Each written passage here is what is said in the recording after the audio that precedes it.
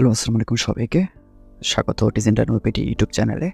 তো আমরা পূর্বের ভিডিওতে দেখেছিলাম যে আমি একটি গ্রাফিক ডিজাইনের কোর্স লঞ্চ করতে যাচ্ছি। সো সেই কোর্সের আজকে ফার্স্ট ক্লাস। তো ১ম ক্লাসে আমরা ফটোশপের স্টার্টিংটা সম্পর্কে শিখব। স্টার্টিং করব ফটোশপটা। তো আমার দেখতে পাচ্ছেন যে এখানে ফটোশপ ওপেন আছে। আমি এটা কেটে দিয়ে আবার ওপেন করছি। ওকে। তো এই যে ফটোশপ, এখানে ডবল ক্লিক করতে পারেন বা ওপেনে ক্লিক করলে অন করতে পারেন। তো আমি ফটোশপটা ওপেন করলাম। আশা করি এটা বেসিক আপনারা জানেন। তো এটা ওপেন হতে একটু টাইম নেবে, বুট টাইম একটু নেবে। তো আমরা একটু ওয়েট করি। এই যে প্রথম যে পেজটা, এই পেজটা হচ্ছে আমাদের একদম শুরুতেই আমরা এই পেজটা দেখতে পাবো। হয়তোবা ভার্সন ওয়াইজ একটু আলাদা হতে পারে, সেটা প্রবলেম না। তো এখন দেখুন, এখান থেকে যদি আমরা নতুন একটি ফোল্ডার বা ডকুমেন্টস ক্রিয়েট করতে চাই, সেটা আমরা কীভাবে করবো বা স্টার্টটা কীভাবে আমরা করবো।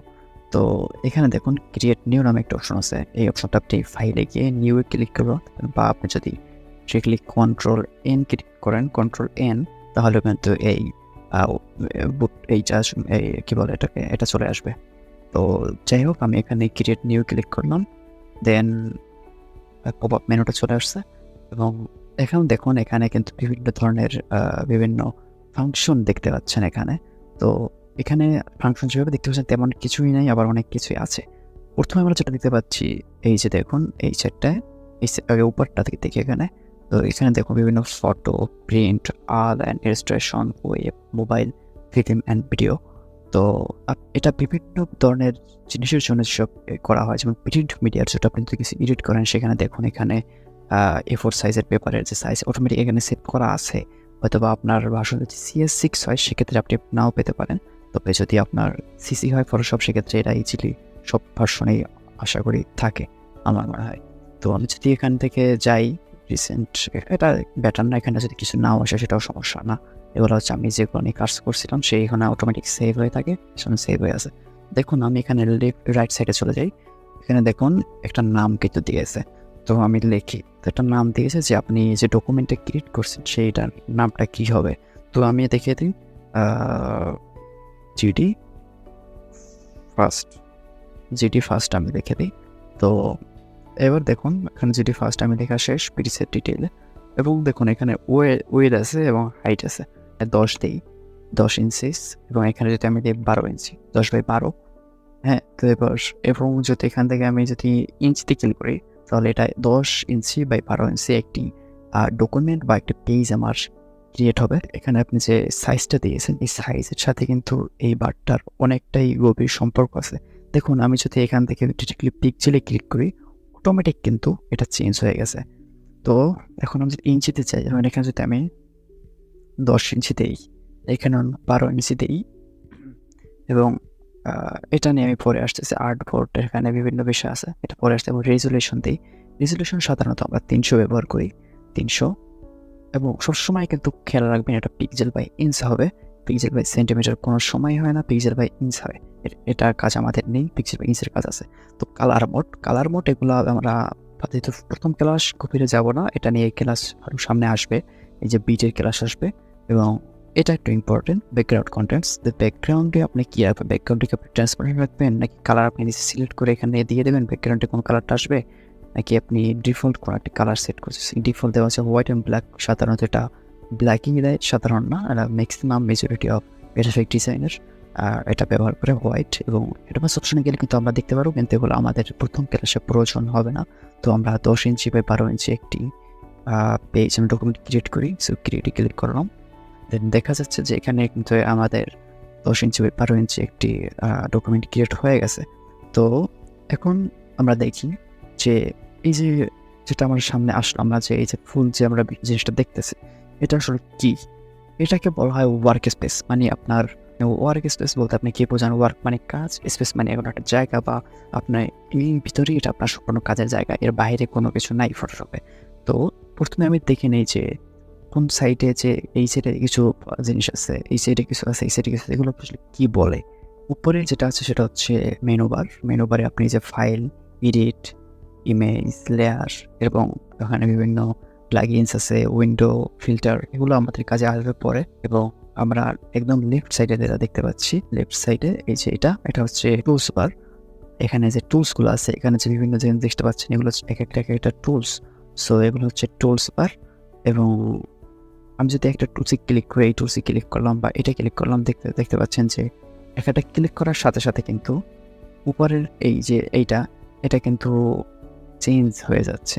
তো এটা হচ্ছে টুলস অপশন বার। এই যে চেঞ্জ হয়ে যাচ্ছে, এটাকে বলা হয় টুলস অপশন বার। কারণ এখানে আমি একটা টুলস নিলাম, এই টুলসটাকে এডিট করার জন্য এইটা বারটা দেওয়া আছে, এর জন্য এটাকে বলা হয় টুলস অপশনস বার। রাইট সাইডে আমরা যেটা দেখতে পাচ্ছি সেটা হচ্ছে ফটোশপ প্যানেল। এটা বলা হয় প্যানেল। এই যে এখানে লেয়ার আছে, চ্যানেল আছে, পাথ আছে। তো এরপর আমরা দুইটা টুলস সম্পর্কে আজকে জানবো। প্রথমে যে টুলসটা আছে এটাকে দেখুন লেখা আসছে মুভ টুল। সো এটা হচ্ছে মুভ টুল। এটা কি কাজ করে, আপনি ওখানে একটা অ্যানিমেশন আছে সেটা দেখতে পাচ্ছেন যে একটা সাবজেক্টকে আপনি কিন্তু এক জায়গা থেকে আরেক জায়গায় নিয়ে যেতে পারেন। তো আমি যদি নতুন কিছু কোনো একটা ছবি ওপেন করছি যে ফটোশপে, সেটা আমি কীভাবে ওপেন করবো সেটা দিয়ে এটা দেখাচ্ছি। তো আমি ফাইলে যাবো, যে ওপেনে ক্লিক করবো এবং দেখতে পাচ্ছেন যে এখানে কিন্তু আমার বিভিন্ন আমার কিন্তু এখানে দিস পিসিতে আপনি যেটা পান, আমার ফোল্ডারগুলো কিন্তু এখানে চলে আসছে এবং একটি ফোল্ডারের ভিতরে নিয়ে গেছে। তো এই যে এখানে আপনি সি ড্রাইভ, ডি ড্রাইভে আমার কিন্তু অনেকগুলো ড্রাইভ করা আছে। সো আমি এখান থেকে কোনো ছবি ওপেন করলাম। আমি এখান থেকে যদি কি বলে এখানে অরেঞ্জ এটা ওপেন করতেছি, এটা কিন্তু ওপেন হবে আলাদা একটি ট্যাবে ওপেন হবে। তো এই যে এইচডি ট্যাব এটা এগুলোকে বলা হয় ট্যাব। হ্যাঁ, তো এইচডি ট্যাব দুইটা আলাদা ট্যাবস ওপেন হয়ে গেছে। তো এগুলোকে আপনি যদি এরকম করেন, দেখছেন এই সাইডে যদি নিয়ে যান বা এটাকে যদি আপনি কর্নার নিয়ে যান, এটা কিন্তু আপনি ফার্স্ট সেকেন্ড করতে পারবেন। এটা ফার্স্টে আসছে প্রথমে, আমি যদি এটাকে টেনে এখানে নিয়ে যাই, এটা কিন্তু সেকেন্ডে চলে আসলো এবং ফার্স্টে এটা চলে আসলো। এখন আপনার যেটা টুলস বারে যেটা ব্যবহার আমি দেখিয়েছি সেটা হচ্ছে ছবিটা, এটাকে আমি কিভাবে এই সাইডে নিতে পারি।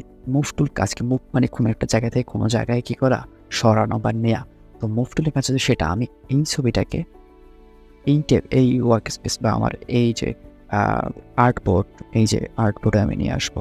হ্যাঁ, তো ঠিক আমি কীভাবে করবো, এটা হচ্ছে যে দেখুন এই সাইড বা ডান সাইডে একদম এই যে লেয়ার আছে, চ্যানেল আছে, পাত আছে, তো লেয়ারে যাব। দেখুন এখানে কিন্তু লক করা। তো এই লক করাটা যদি থাকে, এখানে একটি আমাদের এইটা যে লেয়ার আছে সেই লেয়ারের ছবি সহ লক করা, এই ছবিটা লক করা আছে, এটাকে আমরা লক করতে হবে এক লেয়ার থেকে আর একটা লেয়ার নেওয়ার জন্য। এটার জন্য আমরা ডবল ক্লিক করতে পারি এটার উপরে, দেন ওকে করতে পারি। এছাড়া আরও একটি উপায় আছে, সেটা হচ্ছে যে স্ট্রিক্টলি লক, এই যে তালা দেওয়া আছে লক, এখানে আমরা ক্লিক করতে পারি, দেন অটোমেটিক এটা ওপেন হয়ে গেছে। এরপরে আমরা যদি এটাকে চাপ দিয়ে ধরে ড্র্যাগ করে এই ট্যাবের উপরে নিয়ে যেতে এখানে আমরা ছেড়ে দেই, দেখতে পাচ্ছেন যে এটা কিন্তু এখানে এসে গেছে, এই ওয়ার্ক স্পেসে কিন্তু এটা এসে গেছে। তো এখন আমরা এই ট্যাবের ভিতরে এটাকে আমরা কিন্তু মুভ করতে পারছি। এটাকে আমরা একটু সাইজ করে নিই। তো দেখুন এটাকে যখন আমি এই লেয়ারে নিয়ে আসলাম, এখানে দুইটা লেয়ার ক্রিয়েট হয়েছে। দেখুন দুটো লেয়ার, ব্যাকগ্রাউন্ড একটা লেয়ার, লেয়ার ওয়ান একটা লেয়ার। এটার নামটা আপনি চেঞ্জ করতে পারবেন। আপনি যদি এই লেয়ার ওয়ানের উপরে ডবল ক্লিক করেন, সেক্ষেত্রে আপনি কিন্তু নাম চেঞ্জ করতে পারবেন। আমরা যদি এখানে অরেঞ্জ আমি যদি দিয়ে দিই, দেখুন আমি এটার নাম চেঞ্জ করে দিয়েছি। একটা ব্যাকগ্রাউন্ড, এটা লক করা অবস্থায় আছে এবং অরেঞ্জ, এটা কিন্তু দুইটা লেয়ার আছে, কারণ একটা উপর একটা নিচে। তো আমি যদি চাই যে লেয়ারগুলো আমি একটা উপর একটা নিচে উপর নেবেন, সেটা কিন্তু আপনারা করতে পারবেন। জাস্ট লকটা খুলে দেবেন এবং অরেঞ্জটাকে আপনার নিচে নিয়ে আসবেন। দেখতে পাচ্ছেন যে অরেঞ্জটা কিন্তু নিচে চলে গেছে এবং এই যে সাদা যে ব্যাকগ্রাউন্ডটা সেটা কিন্তু উপরে চলে গেছে। তো এখন আমি এটা দেখতে ভালো লাগে না, আমি অরেঞ্জটাকে উপরে নিয়ে আসলাম। তার আগে আমি এটাকে সাইজ করে নিই। ওকে, আপনি এটাকে ছোটো বড় করতে সেক্ষেত্রে আপনি কীভাবে করবেন, আপনি এটাকে খুব ইজি, আপনি হয়তো বুঝতে পারছেন অলরেডি। এটার উপরে ক্লিক করবেন এবং এই যে সাইডে যে কর্নারগুলো আছে, এই কর্নারগুলোর উপরে ড্র্যাগ করবেন, ক্লিক করে ড্র্যাগ করবেন, তাহলে কিন্তু সর্ট করা হবে। উপর নিচে করবেন, এই দিকে করবেন, ছোটো বড় হয়ে যাবে। এবং এখানে কিন্তু আরও একটা অ্যাডভান্স কাজ আছে, যেটাকে শিফট ক্লিক করে যদি ড্র্যাগ করে উপরের দিকে, দেখতেছেন যে এটা কিন্তু লম্বা হয়ে যাচ্ছে। হ্যাঁ, এটা কিন্তু লম্বা হয়ে যাচ্ছে, মানে আপনার যেভাবে এটাকে আপনি চাচ্ছেন সেভাবে আপনি এটাকে অ্যাডজাস্ট করতে পারবেন। অলরেডি ক্লিক করে আপনি যদি এটাকে ড্র্যাগ করেন কর্নার ধরে বা যে কোনো একটা সাইড ধরে ক্লিক করেন, সেক্ষেত্রে আপনি একটা রেশিওতে বা চারপাশের পাপ বা স্ট্রাকচার ঠিক রেখে আপনি এটাকে বড় ছোট করতে পারবেন। এটা কিন্তু মিডিলে কিন্তু একটা পয়েন্ট করে এবং মিডিল যে পয়েন্টটা সেইটা উপরে বেস করে চারপাশে বড় হয়। বাট আপনি যদি শুধু এটাকে ধরে মুভ করেন তাহলেও কিন্তু কোনো কিছু পরিবর্তন হচ্ছে না, বাট সেটা কোনো পয়েন্ট মাঝখানে মিডিলে পয়েন্ট রাখছেন, সেটা হচ্ছে আপনি যে ধরছেন সেটার বিপরীতটাকে পয়েন্ট হিসেবে ওটা ধরে নিছে। যেমন আপনি যদি এই কর্নার ধরেন তাহলে এই কর্নারটা হচ্ছে সেটার বিপরীত পাশ। আপনি যেটাকে ড্র্যাগ করেন তাহলে এই যে লেফট ডাউনে যে কর্নারটা আছে এটাকেও পয়েন্ট করে এটার উপর বেস করে ও কিন্তু এটাকে ছোট বড় করতেছে। তো আমি এটাকে মিটার রেখে দিলাম। দেন আমরা আজকে আরেকটা টুলস সম্পর্কে শিখবো। এই যে এটাকে বলা হয় রেক্ট্যাঙ্গেল মার্কিং টুল। তো রেক্ট্যাঙ্গেল মার্কিং টুলের কাজ ভিতরে কিন্তু আরও অনেক কিছু আছে। আপনি যদি এখানে ধরে রাইট ক্লিক করেন মাউসের, সেক্ষেত্রে আপনি কিন্তু দেখতে পাচ্ছেন আরও 4টা টুলস ভিতরে আছে। একটা হচ্ছে রেক্ট্যাঙ্গেল মার্কিং টুল, elliptical টুল, সিঙ্গেল র মার্কিং টুল, সিঙ্গেল কলাম মার্কিং টুল। তো আপনি যদি ফার্স্ট অফ অল আপনার প্রথমত আপনার এটাই রেক্ট্যাঙ্গুলার মার্কিং টুলই সিলেক্ট করা থাকে এবং এই টুলসটার কাজকে আমি একটু বলি। এই টুলসের কাজ হচ্ছে যে অনেকটি আচ্ছা আমি এখানে একটু ক্লিক করি এবং অ্যানিমেশনটা দেখি। হ্যাঁ, দেখুন এটা সিলেক্ট করলো সেটা আমরা একটিতে দেখবো, বাট এটার কাজ হচ্ছে মেনলি কোনো সিলেক্ট করা। হ্যাঁ, তো আমরা যদি লেয়ারে ক্লিক করি, অবশ্যই আপনার এই লেয়ারটা সিলেক্ট করে থাকতে হবে।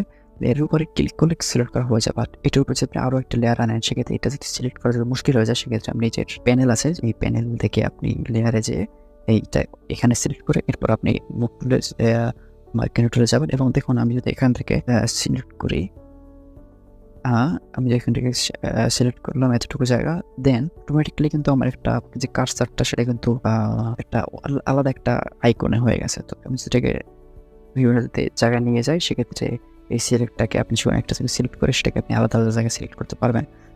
মানে আপনি একটা স্কোয়ার রাখলেন এবং সেটাকে আপনি যাচ্ছেন যে না আমি ভুল জায়গা সিলেক্ট করতে সিলেক্ট হয়ে গেছে, কিন্তু আপনি সিলেক্ট আসলে হয় নাই, আপনি এটাকে চাইলে বিভিন্ন জায়গায় মুভ করতে পারবেন। এখন যদি আপনি মুভ টুলে যান, সেক্ষেত্রে কিন্তু এখন আপনার মুভ হয়ে যাবে।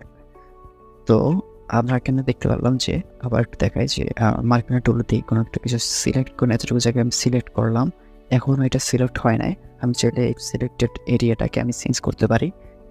চেঞ্জ করলাম মানে আমি এখানে নিজেই রাখলাম এবং আমি যদি মুভ টুলে যাই, মুভ টুলে যে তারপর যদি আমি এটাকে সরাই, সেক্ষেত্রে কিন্তু এটা মুভ হয়ে গেছে এবং আমি যদি এটাকে সেটা নিয়ে রেখে দিই, এটা কিন্তু এক সাইড চলে গেছে এবং আমি যেটাকে কিবোর্ড থেকে ডিলিট ক্লিক করি, কিন্তু ডিলিট হয়ে গেছে। হ্যাঁ, ডিলিট হয়ে গেছে। তো এখন আপনি যদি এটাকে আবার প্লেস করতে চান, এখানে একটি শর্টকাট আপনাকে শিখিয়ে রাখি। সেটা হচ্ছে যে আপনি কিভাবে জুম করবেন, জুম আউট করবেন, কিছু শর্টকাট আছে কিবোর্ডের, সেগুলো ব্যবহার আপনাকে শিখিয়ে রাখি। তো আপনি যদি জুম করতে চান, আল্টার ক্লিক করে মাউসের যে স্ক্রল আছে, মাউসের যে স্ক্রল আছে সেটাকে উপরের দিকে যদি আপনি স্ক্রল করেন, সেক্ষেত্রে জুম হবে এবং আপনি যদি নিচের দিকে স্ক্রল করেন, সেক্ষেত্রে জুম আউট হবে। এটাতে zoom in, zoom out. Zoom in মানে কাছ থেকে আপনি দেখতে পারবেন, জুম আউট মানে দূরে থেকে দেখতে পারবেন। তো যেটা হচ্ছে যে আপনি যদি মার্কিং টুলে যাই, জুম ইন করলাম, চাচ্ছি যে কোনো একটা সেপারেট জায়গাকে আমি সিলেক্ট করবো, সেক্ষেত্রে আমি এইটাকে সিলেক্ট করলাম। সিলেক্ট করে আমি এরিয়াটাকে চেঞ্জ করতে পারবো, বাট এরিয়াটাকে আমি চেঞ্জ করার দরকার নেই। এর জন্য এখানে সিলেক্ট রেখে আমি যদি মুভ টুলে যাই, এটাকে মুভ করি, ডিলিট ক্লিক করি, ডিলিট হয়ে গেছে। আচ্ছা, আর একটা শর্টকাট আমি শিখে রাখি, সেটা হচ্ছে কন্ট্রোল জেড যদি আপনি ক্লিক করেন, সেক্ষেত্রে আন্ডু হবে। আন্ডু মানে এক ধাপ পিছনে যাওয়া। আপনি ফটোশপে 12 ধাপ পিছনে যেতে পারবেন। মানে আপনি কিছু একটা কাজ করতেছেন, মানে এখানে রাখলাম, এখানে রাখলাম, এখানে রাখলাম। তো এখন ও কিন্তু অটোমেটিক আমি কন্ট্রোল জেড ক্লিক করছি এবং কিন্তু ওর আগের জায়গায় চলে আসছে। তো আমি যদি কন্ট্রোল শিফট জেড ক্লিক করি, কিন্তু পরের জায়গায় চলে গেছে। আবার যদি কন্ট্রোল শিফট জেড ক্লিক করি, ও কিন্তু আবার পরে আমি যেখানে নিয়েছিলাম সেখানে চলে গেছে। জায়গা মতো নিয়ে আসলাম। আপনি যদি এখানে যদি সিলেক্ট করি এবং আপনি চাচ্ছেন যে না সিলেক্টটাকে আপনি সিলেক্ট করবেন না, এই সিলেক্ট করছে এটা ভুল হয়ে গেছে, কারণ এটাকে কীভাবে সরাবেন, সেক্ষেত্রে আপনি এই যে উপরে যে মেনু বার আছে, মেনু বার থেকে সিলেক্টে যাবেন, দেন এখানে ডিসিলেক্ট নামে একটা অপশন আছে, ডিসিলেক্ট ক্লিক করলেন, এখানে চলে গেছে। আবার যদি আপনি সিলেক্ট করেন, সিলেক্টে যান, ডিসিলেক্ট ক্লিক করেন, চলে যাবে। কিন্তু শর্টকাট আছে, এটা হচ্ছে দেখুন প্রত্যেকটার পাশে পাশে কিন্তু লেখা আছে কোনটার শর্টকাট কি।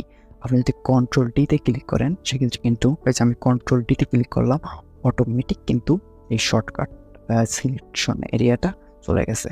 তো আমি এরপর থেকে চেষ্টা করবো যে একটা সফটওয়্যার দিয়ে দেখা যাচ্ছে আমি কিবোর্ডের কোন বাটনটা প্রেস করছি, তো সেটা আমার মনে হয় এটার হবে, যেটা আমরা দেখতেছি যে কোনো একটা কিছু সিলেক্ট করা যায়। এবং একটা জিনিস আমার দেখাতে ভুলে গেছি যে আপনি তো মুভ টুল থেকে ডিলিট না করে আপনি সিলেক্ট অবস্থায় ডিলিট করতে পারবেন।